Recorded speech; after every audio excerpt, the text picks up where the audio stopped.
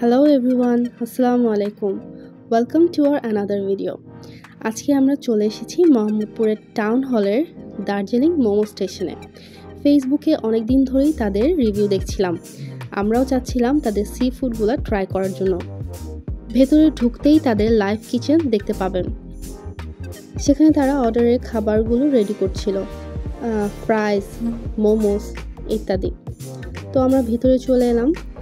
ভিতরে আমরা তাদের মেনুটা চেক করছিলাম যে কী কী রয়েছে।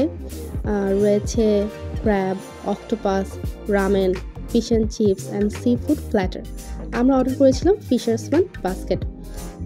ক্র্যাবের মধ্যে রয়েছে মশলা ক্র্যাব, ক্র্যাব ফ্রাই, অক্টোপাস, মশলা অক্টোপাস, অক্টোপাস ফ্রাই, এবং রয়েছে তাদের বিভিন্ন momos item, steam chicken momos, cheese fried momos, এবং রয়েছে ডাম্পলিংসও।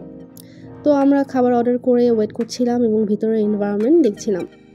স্পেসটা ছোট হলেও মানুষে পরিপূর্ণ ছিল এবং বাইরেও অনেকে ওয়েট করছিল ভেতরে আসার জন্য। তাদের অর্ডার সার্ভিস এবং কাস্টমার ম্যানেজমেন্ট সিস্টেমটা আমার কাছে খুবই ভালো লেগেছে।